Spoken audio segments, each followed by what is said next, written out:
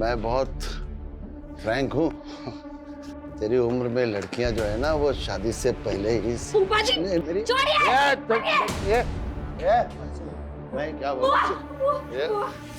ये मेरे साथ जबरदस्ती कर रहे हैं। ये फोन पे अपने बॉयफ्रेंड के साथ लगी हुई थी? नहीं हुआ, मैं बस अपनी दोस्त से बात कर रही थी और कुछ नहीं। ये मेरे साथ जबरदस्ती कर रहे थे। अनाथ समझ के उसको पाल पोस के बड़ा किया। तो मेरे और मेरी बीवी के बीच में झगड़ा लगा रही। मैं आपके रगरग से वाकिफ हूँ। क्या वाकिफ है? इसको तुम नहीं समझता अभी। हट हट हट हट हट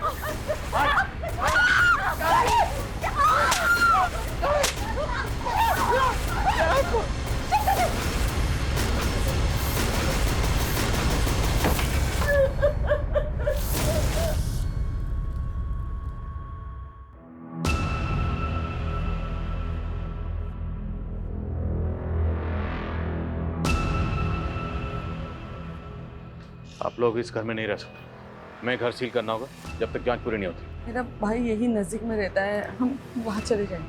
हमसे पूछे बिना आप दोनों मुरादाबाद से बाहर मत जाइए।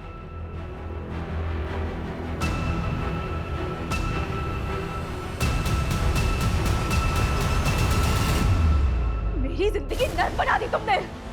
अब और नहीं, मैं सब कुछ खत्म कर दूंगी। देखिए, मैं एक वास्तु विशेषज्ञ हूँ। नीलू के घर की वो दीवार मुझे वास्तु के हिसाब से ठीक नहीं लगी, उचित नहीं थी, इसलिए तुड़वा दी। अब उसमें कंकाल निकल आया, उसमें मेरा क्या दोष है? और इस दीवार को तोड़वाने के लिए जो आप लेबर लेकर गए थे, हमने सुना वो सब आपके चेले थे। बिल्कुल, हमारे चेले थे। नीलू और उसका पति भी आपके भक्त हैं, लेकिन अब वो सारा दोष आप ही पे मर रहे हैं। उनका कहना है कि आप पहले से जानते थे कि दीवार में कंकाल है। हम कैसे जान जाएंगे कि उसमें कंकाल था? अगर जानते तो तुड़वाते क्यों?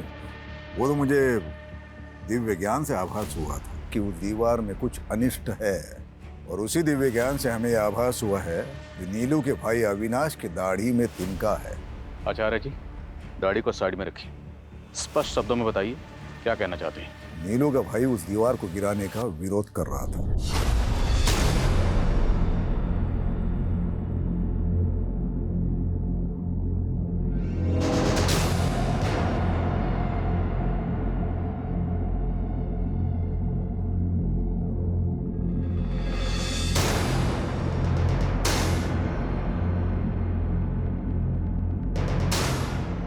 दीदी, ये सब क्या हो रहा है? दीवार में कुछ गड़बड़ है, कोई बाधा है इसमें। तोड़ दो इस दीवार। अरे बंद करो ये नाटक। ये क्या पागल बना रखा है मेरे दीदी और जीजा जी को? और दीदी, तुम क्यों इस पाखंडी के चक्कर में पड़ी हुई हो? ये तो अपनी दक्षिणा ले जाएगा, और इसके कहने पे तुमने तोड़फोड़ करवा दी ना, तो फालतू के खर्चे में आ जाओगी। ये लो, तुम्हारे भाई को हमारा अपमान करने के लिए बोला यहाँ पर। अरे चुप करिए आप। चुप करो अविनाश। अगर गुरुजी के खिलाफ एक शब्द भी बोला ना तो मुझसे बुरा कोई नहीं होगा। चुप। आपने भी कुछ हम उल्टे सीधे काम नहीं किए। हवन में नीलू और उसके पति को हाथ काटकर खून डालने के लिए कहा। क्या नौटंकी थी वो? नौटंकी नहीं है, पूजा की विधि है। अब बलि तो नहीं चढ़ा सकते, तो सांकेतिक रूप से उस पूजा को संपन्न किया। कोई गुनाह है? और अगर हमें आपके खिलाफ कुछ मिला तो आपके सारे दोष दूर कर दूंगा। हमसे पूछे बिना शहर से बाहर मत जाइए, उचित होगा।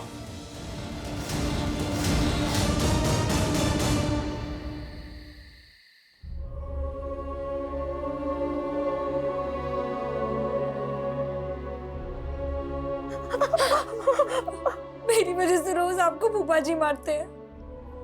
इससे अच्छा मैं कहीं चली जाती हूँ। सच में तू कहीं नहीं जाएगी, और मेरे रहते हुए आदमी तुझे हाथ भी नहीं लगा सकता। वाह शांति, वाह, कितनी महान है तू। हाँ, वो महान है। गैरों को भी अपना बना लेती है तू, लेकिन मैं किसी पे एहसान करता हूँ तो पूरा वसूल करता हूँ। अरे इसी करू के वजह से ना भगवान ने कभी अपनी औलाद नहीं दी हमें। तेरे को उसको बेटी बनाने का है ना, बनाओ।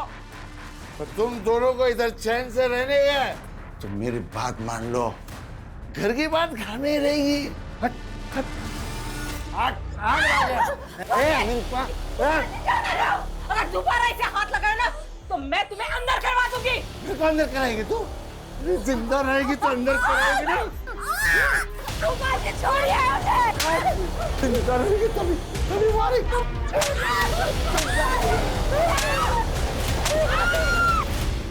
बोला था ना दीदी, उस गुरुजी के चक्कर में दीवार मत गिरवाओ। अब कंकाल निकल गया ना, अब पुलिस आप लोगों का आगा पीछा खंगालने में जुट जाएगी।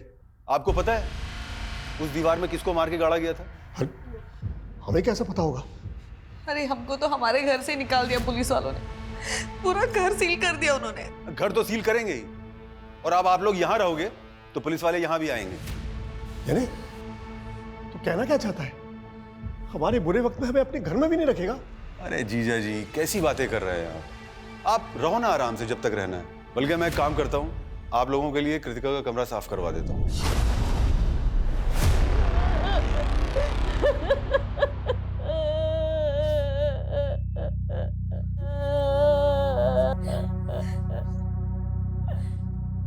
संभाल अपने आप को। लेकिन कल रात को तो तुम्हारे घर से बहुत शोर आ रहा था, और आज अचानक से भाई साहब को वो हार्ट अटैक आया उनको।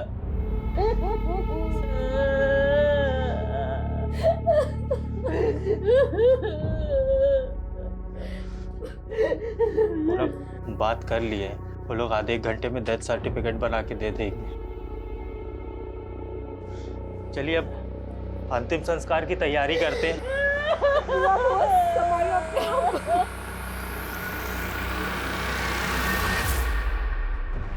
डिटेल पोस्टमार्टम रिपोर्ट के हिसाब से जो कंकाल हमें लक्ष्मी सदन में मिला, वो कंकाल किसी लड़की का जिसकी उम्र 20 से 30 साल के बीच में रही होगी। हालांकि मौत कब हुई होगी डॉक्टर इसका सही से पता नहीं लगा पाए, पर उनका अंदाजा है कि मौत 2 से 3 साल पहले हुई होगी। सर मनोज कह रहा था कि वो और उसकी वाइफ लक्ष्मी सदन में कुछ 2.5 साल पहले रहने आए थे, लेकिन अगर उन्होंने ऐसा कुछ किया होता तो वो दीवार तोड़वाते ही क्यों? लेकिन वो बाबा नवल किशोर, उसकी बातें भी कम उल्टी पुल्टी नहीं, किसी को भी क्लीन चिट नहीं दे सकती। और ये भी पता करो कि लक्ष्मी सदन में मनोज और नीलू से पहले कौन रहता था। सर पता चला है कि नीलू के भाई अविनाश की बेटी पिछले 2.5 साल से गायब है। अविनाश की बेटी? ये लड़की अविनाश की सगी बेटी नहीं थी सर। अविनाश और उसकी बीवी ने कृतिका को गोद लिया था। अविनाश की बीवी तो काफ़ी पहले गुजर गई थी, लेकिन 2.5 साल पहले तक कृतिका अविनाश के साथ ही रह रही थी। और सर लक्ष्मी सदन के कुछ नेबर्स के साथ भी बात की मैंने। एक नेबर ने बताया कि नीलू और मनोज 2.5 साल पहले घूमने के लिए आए थे। उस दौरान अविनाश का वहाँ काफ़ी आना जाना था। और सर अविनाश ने अभी तक सबको यही कहा है कि उसकी बेटी कृतिका 2.5 साल पहले किसी लड़के के साथ भाग गई थी।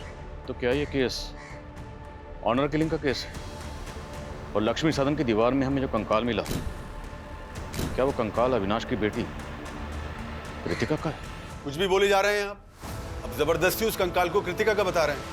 आप तो चाहते ही नहीं थे कि दीवार टूटे, क्योंकि दीवार टूटती कंकाल बाहर आता और आपका राज भी। अरे सर मेरी बेटी जिंदा है। कहाँ है कृतिका? यही तो मालूम नहीं है कि वो उसे बहकाकर ले कहाँ गया है। कौन, किसकी बात कर रहे हैं? समीर, यहीं पास के इलाके में अपनी चाची के साथ रहता था। वही मेरी बेटी को बहका रहा था।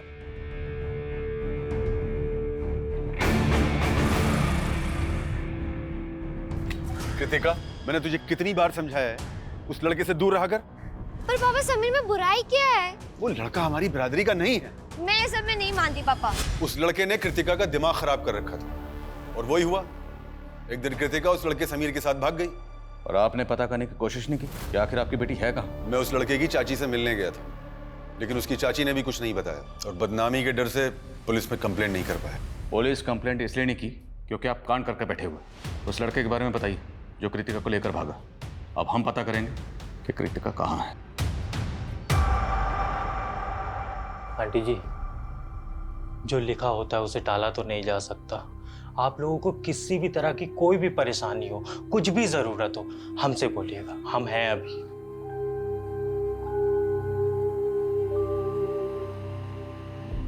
मुझे अपनी परवाह नहीं है गणेश बेटा।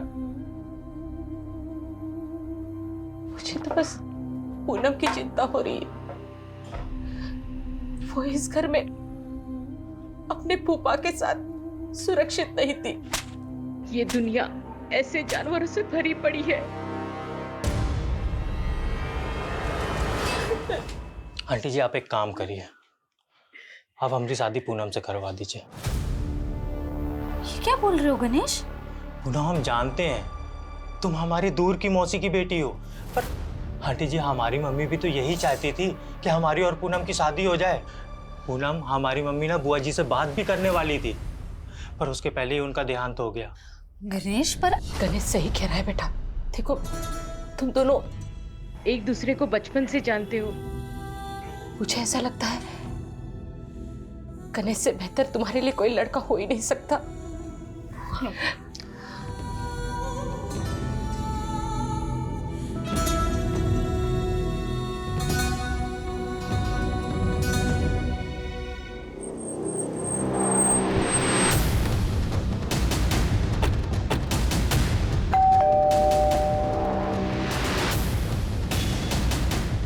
समीर यहीं रहता? जी, वो मेरा भतीजा था। हमें पता चला कि समीर किसी कृतिका नाम की लड़की से प्यार करता है। उसी के बारे में बात करनी है आपसे। आओ बेटा, बैठो। समीर ने बताया मुझे तुम दोनों के बारे में। तुमने अपने पापा को समीर के बारे में बताया? आंटी उन्हें सब पता है, लेकिन मैं समझ गई बेटा, तुम फिक्र मत करो, मैं तुम्हारे पापा से बात करूँगी। लेकिन कृतिका के पिता ने मुझे और समीर को बेइज्जत करके घर से बाहर निकाल दिया, और एक दिन समीर गायब हो गया। और फिर कृतिका के पिता आकर मुझे परेशान करने लगे कि समीर कृतिका को भगा कर ले गया। आजकल कहाँ है समीर और कृतिका? मैं उन्हें पिछले 2.5 साल से ढूंढने की कोशिश कर रही हूँ। मैंने पुलिस कंप्लेंट भी की थी, पर कुछ पता नहीं चला। समीर के माँ बाप कहाँ हैं? समीर के माँ बाप गुजर चुके हैं सर। मेरे अलावा उसका और कोई नहीं था। समीर की चाची ने जिस थाने में समीर की मिसिंग कंप्लेंट फाइल की थी, उस थाने की पुलिस टीम को भी ऐसा कोई क्लू नहीं मिला है जिससे पता चले कि समीर और कृतिका ने भाग के शादी की होगी। और अगर हम फॉरेंसिक रिपोर्ट पे जाएं, तो जिस दौरान समीर और कृतिका गायब हुए थे, उसी दौरान उस लड़की की मौत हुई थी जिसका हमें कंकाल मिला। तो पॉसिबल है सर कि मर्डर कृतिका का हुआ हो। सर, हम डीएनए मैचिंग रिपोर्ट से भी अविनाश के खिलाफ कुछ भी साबित नहीं कर पाएंगे, क्योंकि कृतिका अविनाश की सगी बेटी नहीं थी, उसने उसको अडॉप्ट किया था। मान लो 2.5 साल पहले कृतिका का कत्ल हो गया, इसलिए वो मिल नहीं रही। पर ये समीर कहाँ गायब है? कहीं ऐसा तो नहीं क्या अविनाश ने कृतिका के साथ साथ समीर का भी कत्ल कर दिया? अगर ऐसा है सर, तो हो सकता है कि हमें लक्ष्मी सदन में दूसरा कंकाल मिले। चांसेस हैं, पता तो करना पड़ेगा। मैं डीसीपी सर से परमिशन निकलवाता हूँ। और पता चला लक्ष्मी सदन में मनोज और नीलू से पहले कौन रहता था? Yes sir. सर, रजिस्ट्रार से पता चला है कि 3 साल पहले ये घर राघवेंद्र पांडे के नाम पे था। सर, ये इस घर का लास्ट और फर्स्ट ओनर था। सर, ये कई सालों से लंदन में है।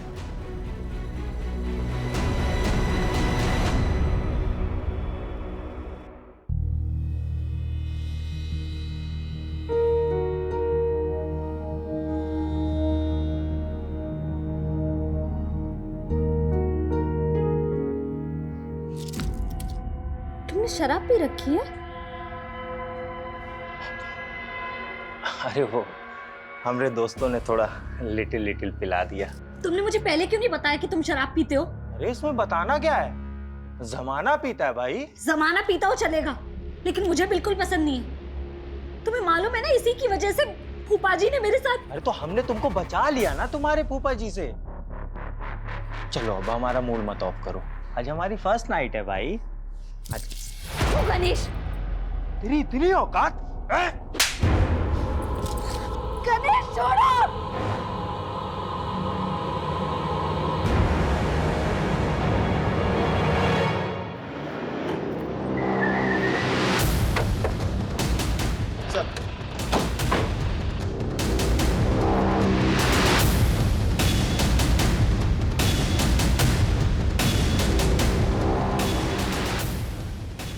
लाइट ऑन करो। पूरे घर को अच्छे से स्कैन करिए, एक एक कोना। Okay sir.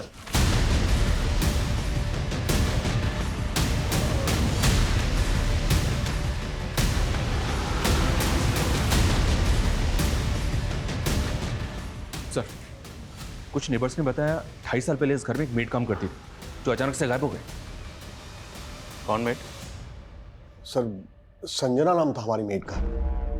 लेकिन आप उसके बारे में क्यों पूछ रहे हैं?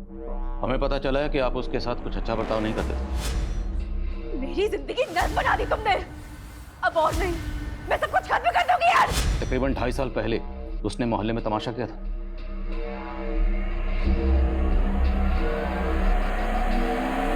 मैंने आप लोगों से उधार क्या मांग लिया?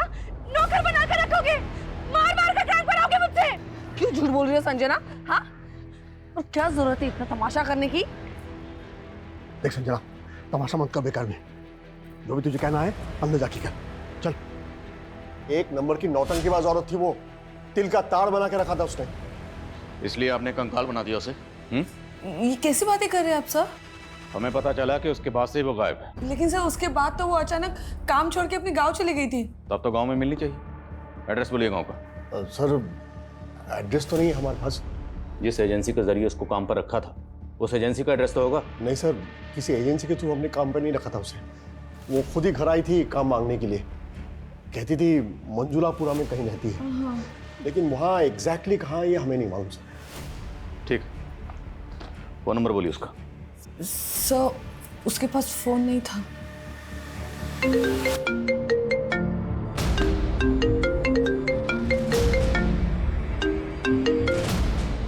हेलो,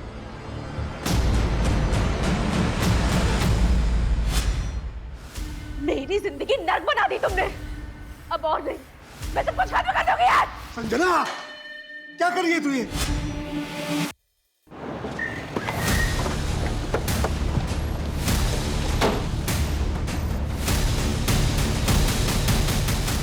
सर एक डाउट है। ये देखिए, फर्श की ये टाइल्स एक ही कलर और डिजाइन की है, और ये टाइल्स बाकी टाइल्स के मुकाबले ज्यादा नई लग रही हैं।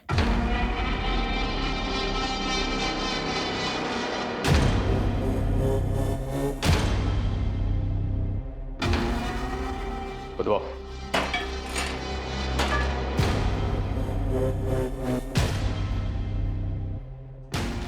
एक मिनट विशाल, मिट्टी हटाओ।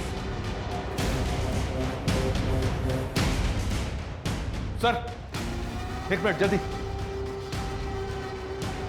ये देखिए सर, एक और कंकाल।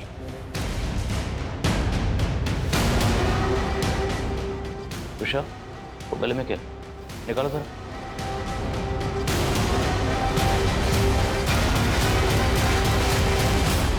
शर्मा, सब जगह खुदवाओ। पता नहीं और कितने राज दफन है इस लक्ष्मी सदन में।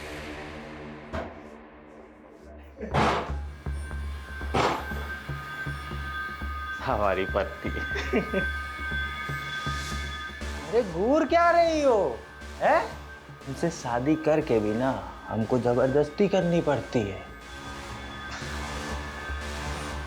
ये हमको वो सुकून देगी जो तुम हमको जिंदगी में कभी नहीं दे सकती। मैंने कभी सोचा भी नहीं था गणेश कि तुम ऐसे निकलोगे। अरे हम ऐसे ही हैं। आओ डार्लिंग, बैठो।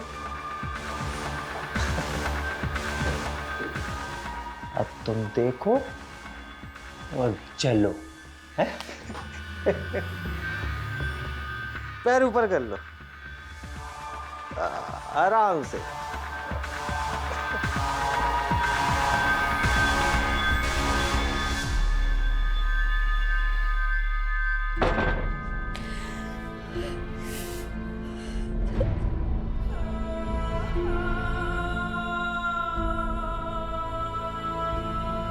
पूनम, कैसी है तू?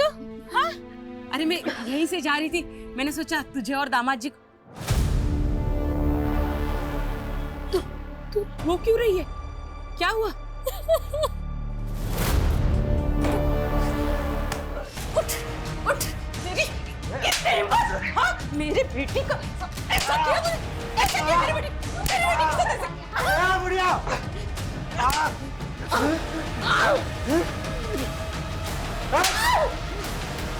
ये मेरी माँ पे हाथ उठाया। तुझे तो मैं बताती हूँ, तू रुक। छोड़ना मत।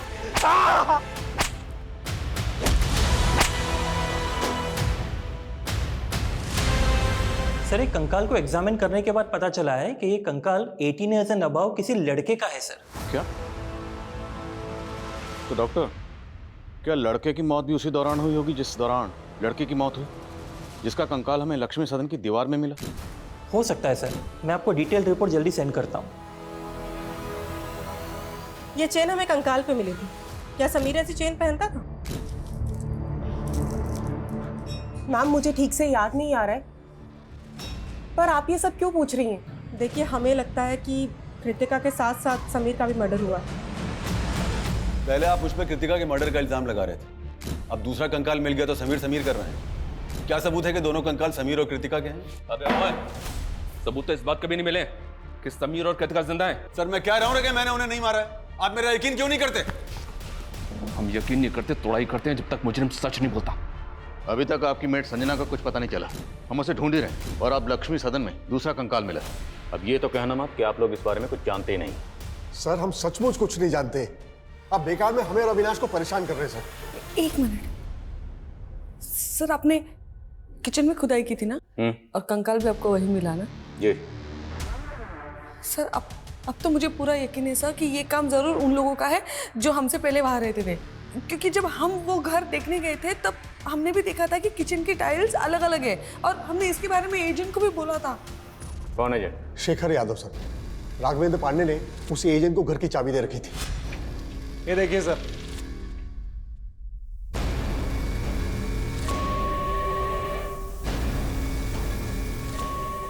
आइए सर, एक रूम और है, बहुत खूबसूरत है, आपको दिखाता हूँ। आइए। एक मिनट। क्या हुआ सर?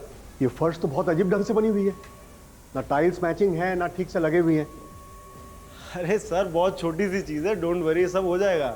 हाँ जी। एक मिनट, लेकिन डील फाइनल करने से पहले हमें ओनर से मिलना है। हाँ जी बिल्कुल, पर वो फिलहाल तो लंदन में सर। उनका ये कहना है कि एक बार जैसे ही ये डील लॉक हो जाती है तो रजिस्ट्रेशन के लिए इंडिया आ जाएंगे। सर ओनर तो सिर्फ डॉक्यूमेंट साइन करने के लिए आए थे सर, लेकिन उस वक्त लक्ष्मी सदन का करता धरता ये एजेंट शेखर यादव ही था।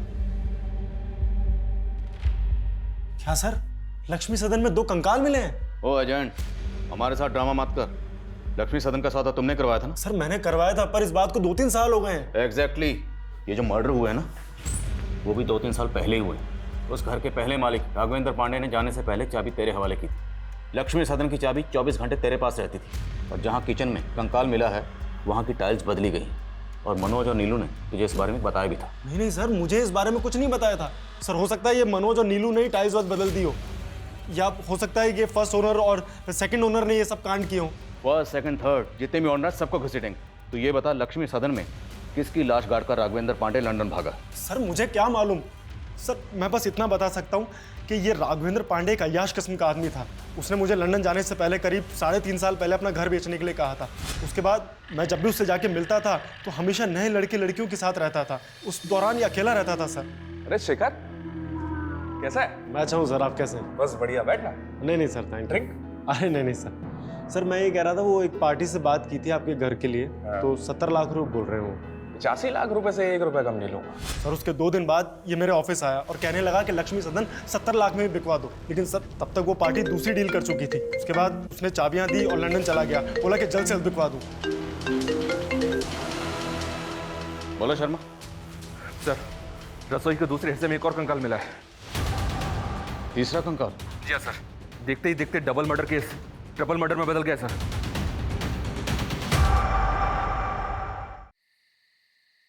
तुमसे बात करके ना मैं सब कुछ भूल जाती हूँ। मेरे सारे दुख, सारी परेशानियाँ सब एकदम से गायब हो जाते हैं। हम तुम्हारा हर दुख अपना बना लेंगे, बस एक बार हाँ कह दो। मुझे लगता है कि मैं तुमसे प्यार करने लगी हूँ। रिपोर्ट से साफ है कि पहला कंकाल 20 से 30 साल की लड़की का है, दूसरा 20 से 30 साल के लड़के का, और तीसरा 3 से 5 साल के बच्चे का। और इनके अलावा अभी तक और कोई कंकाल हमें नहीं मिला सर। अभी तक हमें ऐसा लग रहा था कि समीर और कृतिका का मर्डर हुआ होगा, लेकिन बच्चे का कंकाल मिलने के बाद ऐसा लग रहा है जैसे किसी कपल के साथ साथ उनके बच्चे का भी मर्डर हुआ होगा। शर्मा मत भूलो, नीलू और मनोज की मेट संजना भी गायब। हमारे जितने भी सस्पेक्ट हैं उनमें से हम किसी को भी क्लीन चिट नहीं दे सकते। फिलहाल इन तीनों विक्टिम्स की पहचान पता करने पर जोर दो। एक बार इनकी पहचान हो गई तो इस केस की चाबी हमारे हाथ में होगी। मैं कम इन सर? कम इन। सर मैंने लक्ष्मी सदन के पहले ओनर के बारे में पता किया। राघवेंद्र अपनी बीवी नेहा और 5 साल के बेटे के साथ रहता था। सर उनका एक सर्वेंट भी था। सर लोगों का कहना है कि राघवेंद्र की अय्याशी की वजह से उसकी वाइफ से उसका बहुत झगड़ा होता था। शर्म करो राघव, एक बेटा है हमारा और तुम्हारी अय्याशी की खत्म ही नहीं होती। ज्यादा चिल्लाने की जरूरत नहीं है, वरना क्या कर लोगे? क्या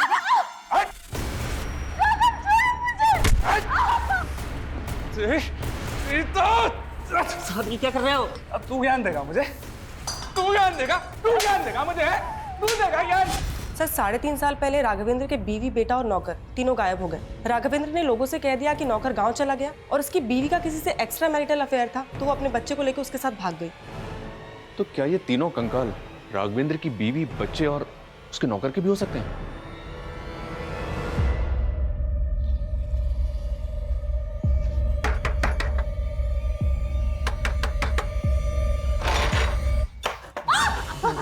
तेरे और तेरी बेटी के चक्कर में पूरे 15 दिन हॉस्पिटल में रहे हैं। आज हम एक एक घाव का बदला लेंगे, माँ कसम। कहाँ है तेरी बेटी? है कहाँ है तेरी बेटी? पूनम, पूनम नहीं है वो यहाँ।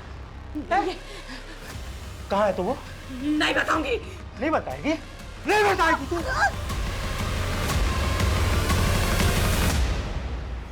ठीक है राघवेंद्र जी, जरूरत पड़ी तो आपको फिर कॉल करूंगा। Thank you. इस राघवेंद्र को इंडिया बुलाना आसान नहीं होगा। कोर्ट से इसके प्रत्यर्पण की अर्जी हासिल करने के लिए हमें कोर्ट में अपनी दलीलें मजबूत करनी होगी। इस एजेंट शेखर को बुला, क्योंकि राघवेंद्र के लंदन जाने के बाद शेखर ने ही लक्ष्मी सदन में रेनोवेशन का काम करवाया था। सर मैंने सिर्फ कॉन्ट्रैक्ट दिया था रेनोवेशन का, मैं तो उस वक्त वहाँ रहता भी नहीं था सर। सर मुझे लगता है कि ये रेनोवेशन करने वालों ने ये कांड किया है। रेनोवेशन का कॉन्ट्रैक्ट किसे दिया था? सर माला शर्मा। सर हमने एकदम बेस्ट क्वालिटी का मटेरियल यूज किया है, ऐसे कैसे डैमेज हो गया? चिल्लाओ मत, हमने पूरी कमिटमेंट के साथ हमारा काम किया है। अब मेरी पेमेंट में से 1% भी काटा ना तो 100% वसूलूंगी, समझे? You don't know who I am. And Rohit, you कितनी बार कहा है तुमसे, अगर मटेरियल में मिलावट करो तो ऐसे करो कि किसी को पता ना चले।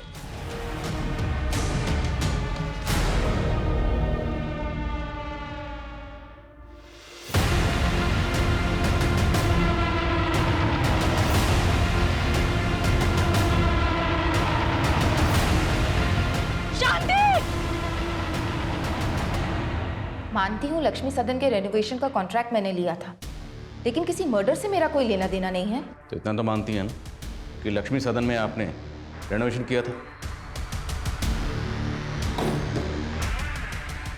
किचन की टाइल्स, दीवारों का टेक्सचर, ये सब आपने वहाँ पर चेंज किया। किचन और दीवार में कंकाल कहाँ से आए? मैंने कोई तोड़फोड़ नहीं करवाई थी सर, बस वास्तु के हिसाब से थोड़ा बहुत ऑल्टरेशन करवाया था। लेकिन बाबा नवल किशोर, जो खुद वास्तु एक्सपर्ट है, उनका कहना है कि उस घर में वास्तु दोष था। नवल किशोर बाबा? आप जानती हैं उसे? जी, उनसे मैं वास्तु की टिप्स लेती हूँ और लक्ष्मी सदन के लिए भी उन्होंने सजेशंस दिए थे। रेनोवेशन के दौरान वहाँ कौन कौन आता था? मेरे वर्कर्स, मिस्त्री, कारपेंटर, पेंटर, उनके ठेकेदार के पास वहाँ की चाबी रहती थी। और बाबा नवल किशोर भी वहाँ विश्वकर्मा पूजा और यज्ञ के लिए आ रहे थे। देखिए, मेरा किसी भी हत्या से कोई लेना देना नहीं है। जैसे माला मेरी भक्त है, वैसे नीलू भी मेरी भक्त है। ये तो सारा होनी का खेल है। आचार्य जी, ज्ञान बांटना बंद करिए। अगर हमें बाद में पता चला ना कि आपने कुछ भी छुपाया था या झूठ बोला था, तो इतना याद रखना, यहाँ पर हम इस डंडे से ज्ञान बांटते हैं। सुनिए, ये पुलिस वाले हमारी मेड संजना का भी पता लगा लेंगे, ये तो मैंने सोचा ही नहीं था। अच्छा, तो ये तुम दोनों का कांड था? अपनी मेड को मार के घर में गाड़ दिया और पुलिस मेरे पीछे पड़ी हुई है। ये तो तू कौन सा कम है? 2.5 साल पहले हम जब 2 महीने के लिए घूमने गए थे, तभी तेरी बेटी और उसका वो लफंगा दोस्त, क्या नाम है उसका, दोनों गायब हो गए थे ना। तूने ही दोनों को मार के गाड़ दिया होगा। एक तो मैंने तुम दोनों को घर में रहने की जगह दी और मुझ पे ही चढ़ रहे हो। चलो देख लो, दीदी चलो चलो। मैंने बहुत बड़ी गलती की, तो मैं अपने घर में रहने नहीं चाहिए। जाओ यहाँ से। जिस वक्त लक्ष्मी सदन में रेनोवेशन का काम चल रहा था, उस वक्त बाबा नवल किशोर के अलावा माला के 3 ठेकेदारों के पास भी लक्ष्मी सदन की चाबी रहती थी। मिस्त्री राज, कारपेंटर योगेश और पेंटर मुन्ना, तीनों को हाजिर करो। सर।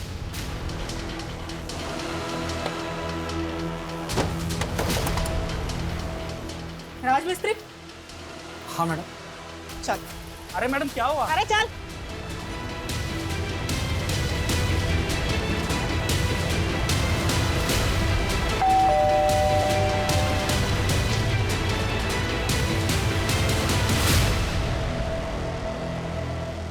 कृतिका, पापा, हमें हमारे दोस्त से पता चला है कि आपको पुलिस बहुत परेशान कर रही है। भले ही हमने आपकी मर्जी के खिलाफ शादी की थी, लेकिन मैं भूल नहीं सकती कि मुझ जैसे अनाथ को आपने पाल पोस के बड़ा किया है। इसीलिए हमने फैसला किया है कि हम पुलिस की गलतफहमी दूर करेंगे।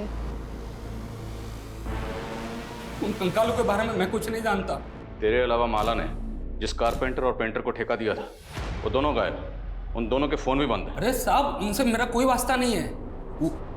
वो दोनों ना उमरा गांव में रहते हैं साहब, वही कहीं आपको मिल जाएंगे।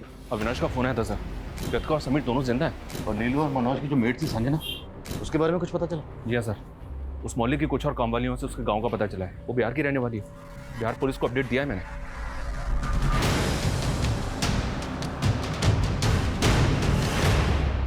सर मुझे पता चला कि आप लोगों ने मुझे इंडिया बुलाने के लिए कोर्ट से एक्सट्रेडिशन रिक्वेस्ट फाइल की है, और मैं नहीं चाहता कि इस वजह से मेरी यूके सिटीजनशिप में कोई खतरा पैदा हो। इसीलिए आपकी गलतफहमी दूर करने के लिए मैं खुद यहाँ चला आया। बहुत बहुत शुक्रिया जो आप इतनी दूर से हमारी गलतफहमी दूर करने के लिए खुद यहाँ तशरीफ लाए। अब ये बताइए कि आपकी बीवी, बेटा, नौकर गायब है, करेक्ट? लक्ष्मी सदन जहाँ पहले रहते थे वहाँ से हमें 3 कंकाल मिले। पहला कंकाल दीवार में और बाकी 2 कंकाल किचन की फ्लोर के अंदर। शर्मा, सर ये दीवार तो छत की लोड बेयरिंग दीवार थी। मतलब अगर इसको कोई तोड़ देगा तो छत कभी भी गिर सकती है, और अगर इसको तोड़कर किसी ने किसी को गाड़ा है तो मतलब वो कोई जानकार आर्किटेक्ट ही होगा। आपके एजेंट शेखर ने माला शर्मा नाम के आर्किटेक्ट को इसका कॉन्ट्रैक्ट दिया था, आप तो जानती होंगे। नहीं सर, मैं माला को तो नहीं जानता, और सर मेरा इन स्केलेटन से कोई लेना देना है नहीं। लेकिन आपका अपनी बीवी और बच्चे से तो लेना देना है ना? आपकी बीवी, बच्चा और नौकर कहाँ गए? सर एक्चुअली जब से वो लोग मुझे छोड़ के गए हैं मैंने उन्हें ढूंढने की कभी कोशिश की नहीं। अगर आप चाहें तो मैं नेटिव एड्रेस दे सकता हूँ अपनी बीवी और नौकर के।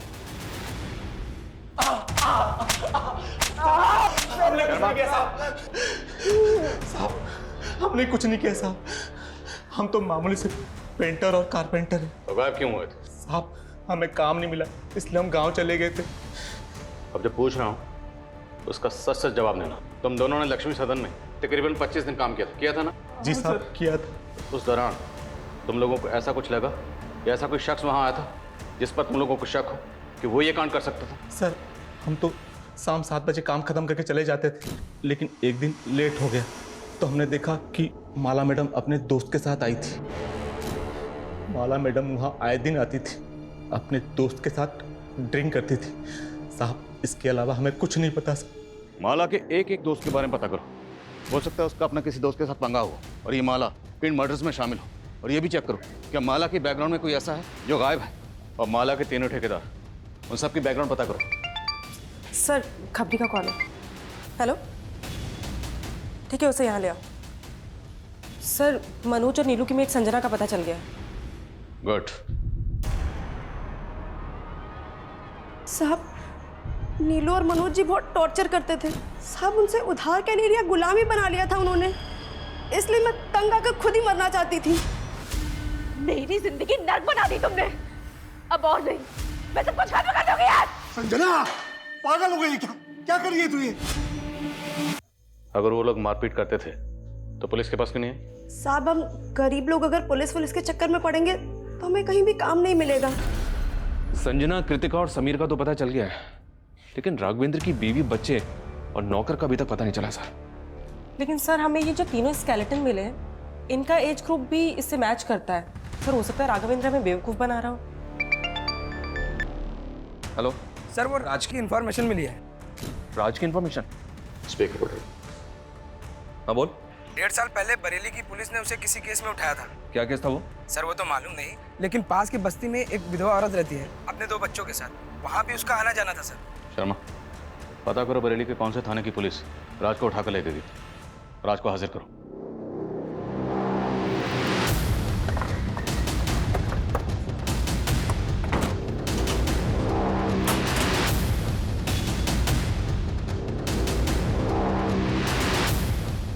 number you are trying to call is currently switched off. Please try again. इस राज का तो फोन भी बंद आ रहा है।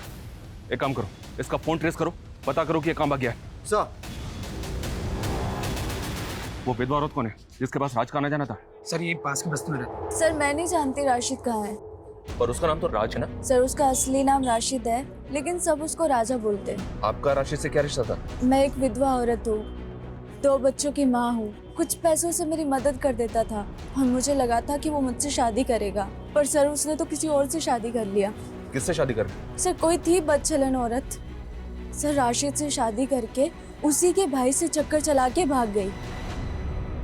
जी 1.5 साल पहले एक सुसाइड केस के बारे में पूछताछ करने के लिए हमने राज को तलब किया था। किसके सुसाइड केस के बारे में? उस वक्त हमें एक मर्डर केस लग रहा था। शांति नाम की एक औरत अपने घर में लटकी हुई मिली थी। जब हमने इंक्वायरी की तो पता चला कि शांति की एक मुंह बोली बेटी थी, पूनम।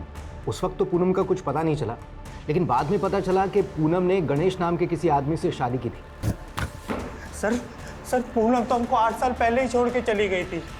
हमने सुना तो उसको मारता पीटता था। एक बार तूने शांति को भी मारने की कोशिश की थी। नहीं सर, उस दिन हम पूनम के घर पूनम को वापस लेने के लिए गए थे, पर उसकी बुआ ने हमको बताया ही नहीं कि उनने पूनम को कहाँ भेज दिया है। जब हमने पूनम का सोशल मीडिया खंगाला तो पता चला कि वो वहाँ पर राज से टच में थी। जब हमने राज से पूछताछ की तो उसने बताया कि उसकी और पूनम की शादी हुई थी, लेकिन पूनम राज के भाई शाहिद के साथ भाग गई थी। उसी वक्त इस केस की पोस्टमार्टम रिपोर्ट आ गई, जिससे कंफर्म हो गया कि ये एक सुसाइड ही था, तो हमने केस बंद कर दिया। तो आपको राज के भाई शाहिद और पूनम के बारे में कुछ पता नहीं चला? वो कहाँ? जी नहीं, लेकिन हमें ये ज़रूर पता चला कि राज और पूनम का 3-4 साल का एक बेटा था और पूनम उसे भी अपने साथ ले गई थी। मुझे लगता है ये राज ही है जो तीनों कंकालों का रहस्य जानता है।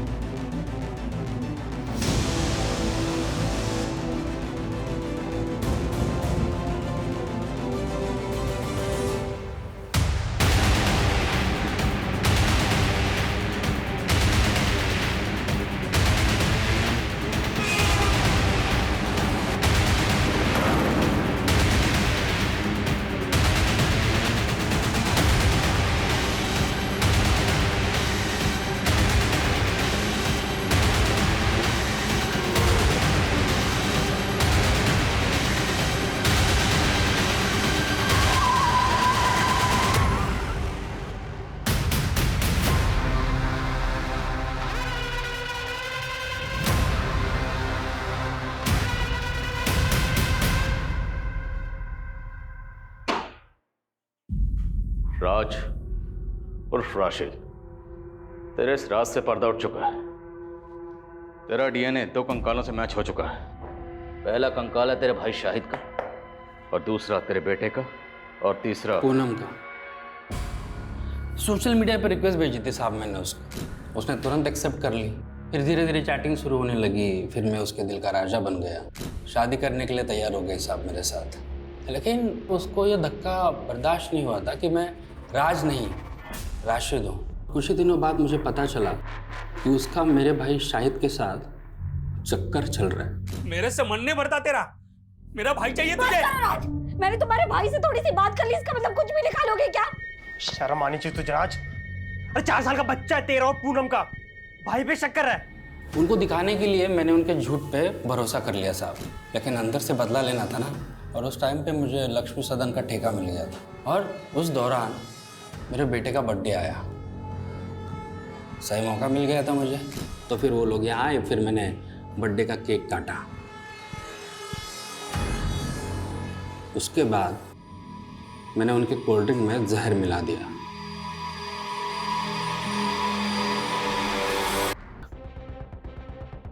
फिर मैं सबको बोला कि मेरी बीवी पूनम और मेरा बेटा शायद के साथ कहीं भाग गए हैं, और फिर एक बार मैं एक नए हमसफ़र की तलाश में जुट गया साहब। नया हमसफ़र मतलब नया शिकार।